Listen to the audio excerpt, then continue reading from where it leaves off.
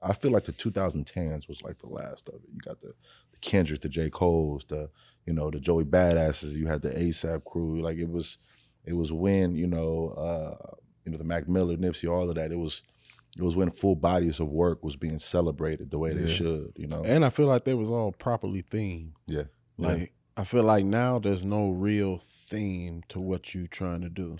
Like that is social media. That is people pushing the TikToks and everyone following these trends and doing these dances and all the so it's I think that's a product of trying to go viral. Right. You know what I'm saying? Which also, is hurting the culture, just point blank. Yeah, I don't like when people don't have full bodies of work because it never really lets me get into you as an artist.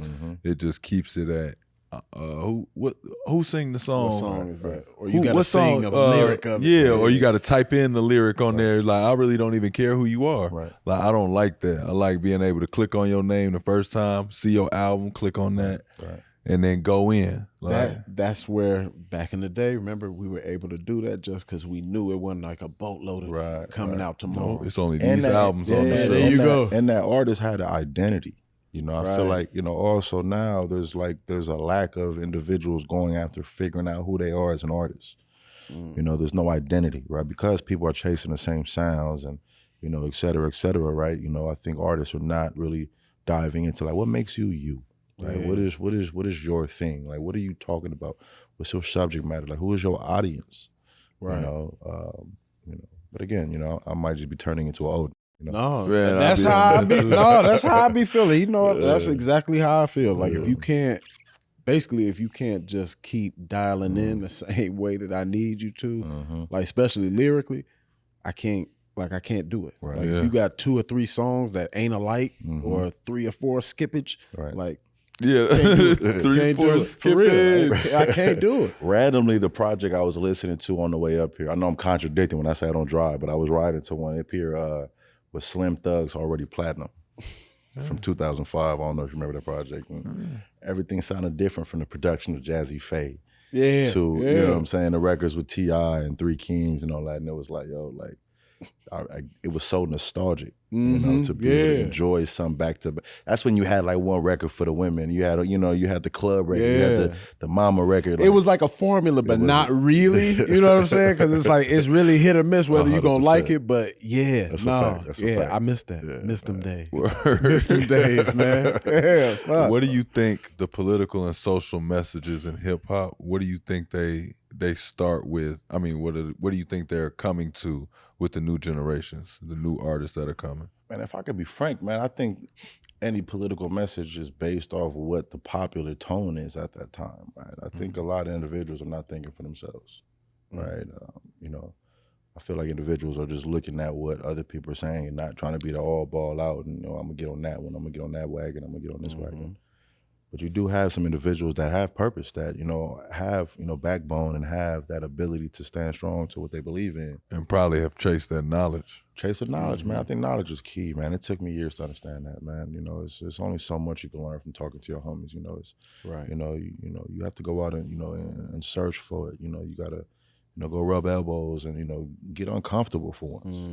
That's when you really truly know yourself, and that's when you just grow as an individual. I didn't start really learning how small my section was until I started traveling the world.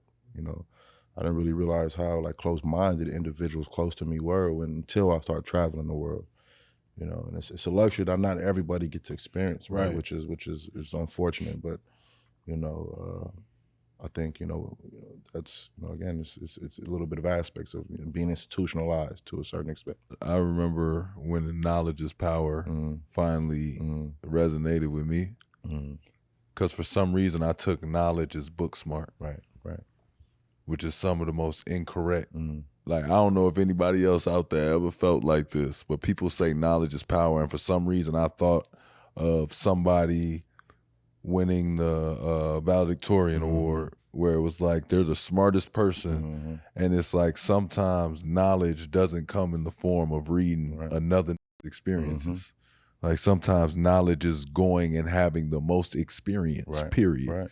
So they have the most knowledge through trying and failing, which is why they might be the most powerful one in the room. But I started thinking to myself, like, yeah, I'm gonna learn this and I'm gonna have the ability to read through this to where nobody could finesse me. I'll get up to that level, but I chased the experiences in life more than anything, and I always started to realize, like, all through it, started to realize, like, damn, like when Mog said knowledge is power, like it really is a powerful message, but it's crazy how often people hear sayings and it mean nothing to them. Like that literally meant nothing to me for the longest, because I just saw some white boy sitting here that was smart, got his degree. You thought it was all academic. Yeah, I just thought it was such an academic thing. And it's like, knowledge is like how you came into it. Like, bro, I didn't go book smart, nothing, but I learned how to do this because I just put the time into it.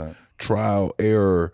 We don't know what we doing to, wait a minute, but we know what sound good. Wait a minute. Nah, I get it a little bit. I know what not to do next time. Oh, bro. You know, and it's you 100% right with that, right? It's I feel like a lot of people are just scared of change. You know, a lot of individuals are fearful for what they don't understand, right? And that's when you are, you know, that's when you need to become uncomfortable, is diving in the unknown. You know, I get excited when I wake up and know what's going to happen today, right? Because that might be my biggest blessing, right? It's a failure, it's a loss, right? Because a loss is, okay, now I know what the not to do next time, right? I keep saying that, right? And that, you know, you can't learn that in school, right? You know, it's, you know, experience is too protected. It's too protected. That's what people don't get. I'm like, there's so many people that'll learn a concept, and in school, they, like, don't get me wrong, I take a lot of value in everything I learned in school, but some stuff was like, I could be in the middle of reading something and you could tell me that, but because you lined up the statistics of it, I'm like, well, I can't use this into my formula of life, because like it don't apply to you. It don't apply. Yeah, because it's like, this is a job that says 50% of the world, middle class, gets this type of job. That's the statistics. It's like the job I'm going for, they told me it's 0.0003%. I can't. What are we doing? What are we talking about? You know what I'm saying? They make a salary of this and woo and this, and I got to do this many hours in this.